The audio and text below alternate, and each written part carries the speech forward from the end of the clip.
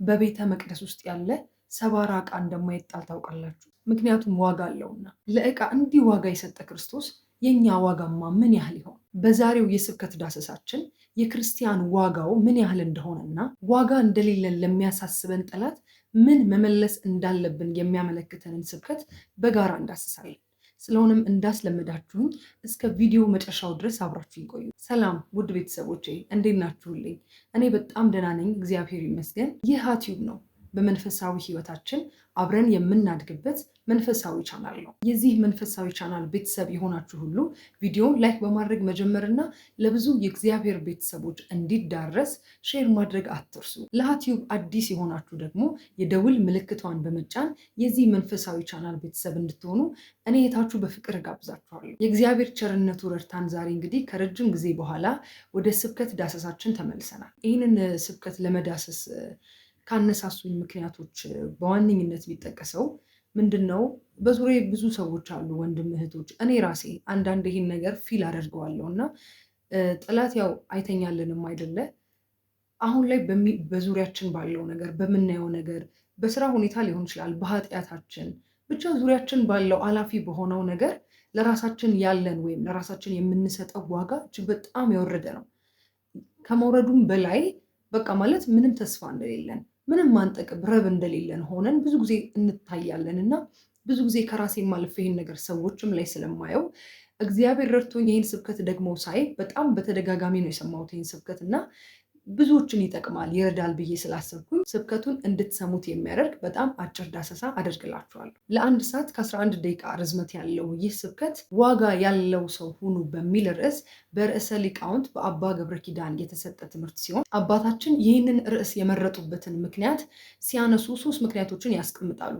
የሚገርማችሁ እንደውም ከስብከቱ መጀመሪያ ሌላ ርዕስ መርጠው እንደነበር፣ ግን ያው እግዚአብሔር ሁሌኛ የዕለት እንጀራችንን ስንጠይቅ ለካ ለዕለት የሚሆነንንም የእግዚአብሔርን ቃል ነው ለካ የምንለምነው እና በዚህ ጊዜ ያስፈልጋል ብዬ ስላሰብኩ ነው ይህን ትምህርት ማስተምረው ብለዋል። እና እግዚአብሔር የእውነትም ለካ የዕለት እንጀራችንን ስጠን ስንለው ለካ የሚበላ ምግብ ብቻ አይደለም የሚያስፈልገን፣ የሚያጽናን፣ የሚያበረታን፣ ካለንበት ትክክል ካልሆነ አስተሳሰብ የሚያወጣን የዕለት እንጀራ የተባለ የእግዚአብሔርንም ቃል ነው ለካ የሚሰጠን እና አባ ገብረ ኪዳን ርዕሳቸውን ሁሉ ቀይረው አሁን ወቅታዊ የሆነ ብዙ ሰዎችም ላይ እያዩት ስለነበር ነው ይህን ርዕስ የመረጡት።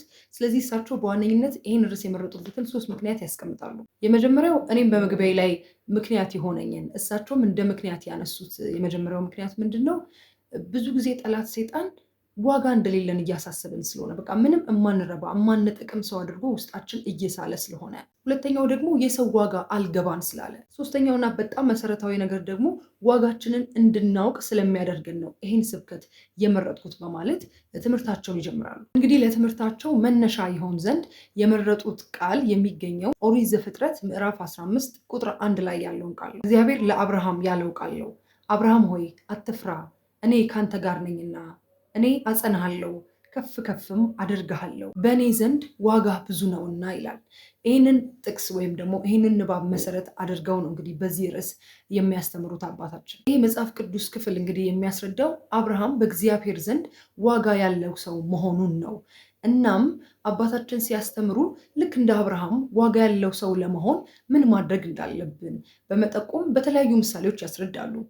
አሁን በኖርማል በዴይሊ እንቅስቃሴያችንም እናውቀዋለን አደለ? ለምሳሌ አንድ ዕቃ በጣም ጥሩ ከሆነ ዋጋው ወደድ ይላል አደለ? ሌላው ቀርቶ አሁን ለምሳሌ በጋብቻ ላይ ለምንድን ነው በወርቅ በዳይመንድ ሰዎች የሚጋቡት? ለትዳሩ ወይም ለትዳር አጋሮቻቸው ያላቸውን አክብሮት በጣም ውድ በሆነው ነገር ለመግለጽ ነው። ስለዚህ አንድ ነገር የሚወደደው ወይም ደግሞ በጣም ተፈላጊነት የሚኖረው ዋጋ ሲኖረው ነው። ስለዚህ አንድ ሰው ለመወደድ ወይም ደግሞ በሰዎች ዘንድ ለመከበር ማስነገር ወይም እኔን ውደዱኝ እኔን አክብሩኝ ብሎ ማለት የለበትም። ይልቁንስ ማድረግ ያለበት ለመወደድ ራሱ ላይ ዋጋ መጨመር ነው ብለው እጅግ በጣም ወሳኝ ነገር ያነሳሉ። ለዚህም ንግግራቸው ምሳሌ ይሆን ዘንድ በጣም ብዙ አባቶችን ይጠቅሳሉ። ከነዚህ መካከል እነ አባ እንጦንስ፣ እነ አባ ተክለ አልፋ፣ እነ ነብዩ ኤልያስ፣ እነ ነብዩ ኤልሳ እንዲሁም ከሁሉ በላይ ስለ እመቤታችንም ሁሉ ያነሳሉ። እነዚህ አሁን የተጠቀሱት ሁሉ እንዲወደዱ ወይም እንዲከበሩ ማለት ምንም አላስነገሩም። ምንም ያሰሩት ማስታወቂያ የለም። ምንም የተናገሩት ንግግር የለም። ምንድነው ያደረጉት? ዋጋቸውን ጨመሩ። ዋጋቸውን ከፍ አድርገው የነፍሳቸው ዋጋ ለስጋቸው ለልብሳቸው ሁሉ የተረፈ ይልቁንም ደግሞ እንደመቤታችን ለዓለም ሁሉ ዋጋቸው የተረፈ ልክ እንደመቤታችን ደግሞ በረቱን ጽርዐ አርያም ያደረጉ በጣም ትልልቅ ሰዎች ዋጋቸውን በመረዳት ራሳቸውም ላይ ደግሞ ዋጋ በመጨመር በጣም የተወደዱ የተከበሩ ሰዎች እንዳሉ ቅድም የጠቀስኩላችሁን አባቶች እና እመቤታችንንም ጨምሮ በመጥቀስ በጣም ሰፊ ማብራሪያ ይሰጣሉ። ስብከቱን ሙሉ እናንተ ትሰሙታላችሁ። እዚህ ጋር ግን አንድ እኔ በጣም ፊል ያደረኩት የተሰማኝ ነገር ምን አለ መሰላችሁ? ብዙ ጊዜ አሁን እኛ ምን እናደርጋለን? ሰዎች መወደድ እንፈልጋለን አይደለ? ሰው የመወደድ ፍላጎት አለው፣ የመከበር የመደመጥ ፍላጎት አለን።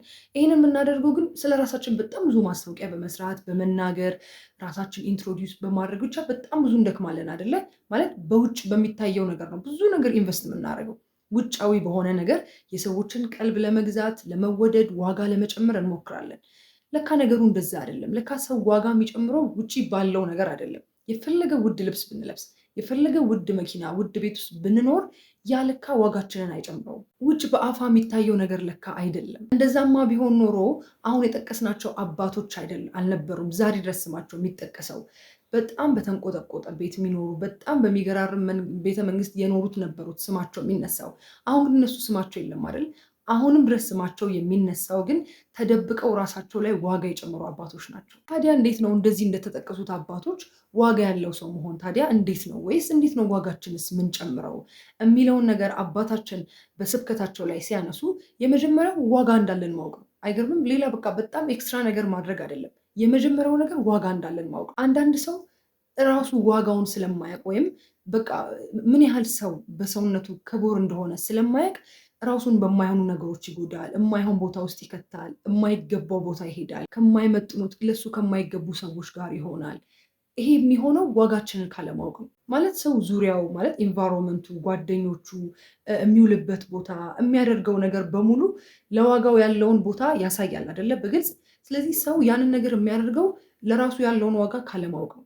ስለዚህ አባታችን የሚናገሩት የመጀመሪያው ነገር ዋጋችንን ማወቅ ነው። ከዚህ ነው የሚጀምረው። ስለዚህ የኛ ዋጋ ምንድን ነው ያላችሁ እንደሆነ ደግሞ ዋጋችን እግዚአብሔርን መምሰል እንደሆነ ይናገራሉ አባታችን። አይገርምም? በቃ ማለት የሰው ዋጋ ማለት እግዚአብሔርን መምሰል ነው። ስለዚህ አንድ ሰው ዋጋ እንዲኖረው ከፈለገ እግዚአብሔርን የሚያስመስለውን መልክ ከሚያበላሸው ነገር መጠንቀቅ እንዳለበት አባታችን ያስጠነቅቃሉ። ስለዚህ ራሳችን ላይ ዋጋ የምንጨምረው በምናደርገው ኤክስትራ ነገር ሳይሆን እግዚአብሔርን በመምሰል ነው ዋጋችንን የምንጨምረው። ቅድም ከላይ የጠቀስናቸው አባቶች በሙሉ ራሳቸው ላይ ዋጋ የጨመሩት አምላካቸው እግዚአብሔርን በመምሰል ነው። ስለዚህ ቀኑን ሙሉ እግዚአብሔርን እንዳንመስል ከሚያደርጉን ነገሮች ከተጠበቅን ራሳችን ላይ ዋጋ እንጨምራለን ማለት ነው። በዚህ ጊዜ ለማንም ሳንናገር ማንም ሳያወራለን ዋጋ ያለን ሰዎች እንሆናለን ማለት ነው። እንግዲህ እንደምታውቁት እግዚአብሔርን በብዙ መንገድ ልንመስለው እንችላለን አይደለ? አሁን እንደውም በያዝነው በአብይ ጾም ክርስቶስን እንመስላለን። አባ ገብረ ኪዳን እንደውም እዚህ ጋር እንዲያነሱት ነጥብ ምንድን ነው ማለት ጾም የምታለማመደን ቤተክርስቲያን አልቲሜትሊ እኮ ክርስቶስን እንድንመስል ነው። በቃ አልቲሜት ጎሉ እርሱ አይበላም አይደል? ልክ እሱን እንድንመስል ነው ጾም የምታለማመደን። ስለዚህ በጣም በትንሽ በትንሽ ተግባራት ክርስቶስን እየመሰልን ራሳችን ላይ ዋጋ እየጨመርን በቃ አፍተሮል የኛ ዴስቲኔሽናችን ወደ እሱ መድረስና እሱን መምሰል እንደሆነ አባታችን በጣም በሰፊው ነው እዚህ አብራርተው የሚናገሩት እዚህ ስብከታቸው ላይ እና አባታችን የሰው ዋጋ ምን ያህል ከባድ እንደሆነ ሲናገሩ በጣም የገረመኝ ነገር ማለት መጀመሪያ ክርስቶስ መልኩን ሰጥቶን አልነበረ የፈጠረን። ከዛ ያው በኃጢአታችን ወድቀን ያን መልክ አጣ ነው። ስለዚህ ያንን ያጣነውን ነገር መግዛት የሚችል ወይም ሰውን መግዛት የሚችል ከክርስቶስ ደም ውጭ አልተገኘም። አይገርምም? መላእክትን በሉት ነቢያት በሉት ምንም ነገር ከክርስቶስ ደም ውጭ ሰውን ሊገዛ የቻለው ምንም ነገር የለም። ስለዚህ ምን ያህል ውድ እንደሆነን ይሄ ራሱ ማሳያ እንደሆነ ይናገራሉ። በስተመጨረሻም አባ ገብረ ኪዳን አንድ በጣም ደስ የሚል ተስፋ የሚሰጥ ነገር ይነግሩናል። ቅድም በመግቢያችን ላይ ለመጥቀስ እንደሞከርኩት አባ ገብረ ኪዳንም በዋነኝነት ይህን ርዕስ የመረጡበትን ምክንያት ሲያነሱ ብዙ ጊዜ ሴጣን እንዳልኳችሁ በኃጢአት በብዙ ነገር ዋጋ ቢስ እንደሆነን ይነግረናል።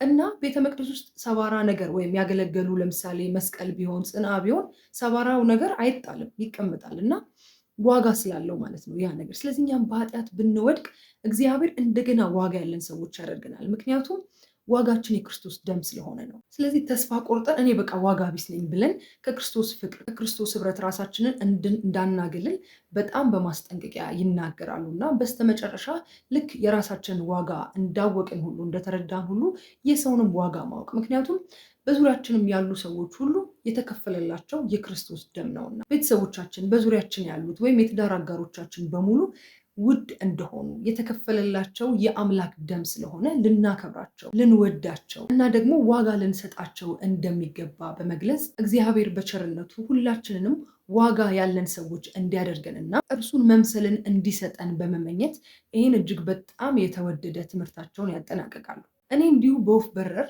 ስብከቱን በጣም እንድትሰሙት ከመፈለገ የተነሳ ነው ይህን ሪቪው የሰራሁላችሁ። ስብከቱ እንዳልኳችሁ ወደ 1 ሰዓት ርዝመት አለው። በጣም በዲቴል ያስተማሩበት ትምህርት ነው እና ሁላችሁም እንድትሰሙት እጋብዛችኋለሁ። ምክንያቱም በዚህ ስሜት ውስጥ የሌለ ሰው አለ ብዬ አላስብም። በኃጢአት ስንወድቅ፣ የሆነ ነገር ሲሰብረን፣ ፈተና ሲጥለን ይሄ ስሜት ይመጣብናል እና ሁሌም ዋጋችንን እንድናስታውስ የሚያደርግ ስብከት ነው። እኔ እንደውም ኦልሬዲ ዳውንሎድ አድርጌው በቃ ብቻ ባገኘሁት አጋጣሚ ሁሉ ሰማዋለሁ። እንደ አዲስ የምትሰሙት ስብከት ነው እና ሙሉ ቪዲዮን ገብታችሁ ሙሉ ስብከቱን ስሙት። የቪዲዮን ሊንክ ሁሌ እንደተለመደው ዲስክሪፕሽን ላይ የማስቀምጥላችሁ ይሆናል። ስብከቱን ከዚህ ቀደም ሰምታችሁት ከነበረ ያገኛችሁበትን ጥቅም እንዴት እንደተረዳችሁት ኮመንት ብታደርጉልኝ ደስ ይለኛል። ያልሰማችሁት ደግሞ እንድትሰሙት እጋብዛችኋል። ከዚህ ውጭ ከዚህ በፊት ፖስት ባደረግኩላችሁ ቪዲዮ ላይ መጋቢ ሚስጥርን ለመጀመሪያ ጊዜ ስለመጽሐፋቸው ኢንተርቪው ላደርጋቸው እንደሆነ ነግሬያችሁ ነበረ። እግዚአብሔር ቢወድና ቢፈቅድ ኢንተርቪው የምናደርጋቸው ቅዳሜ ነው።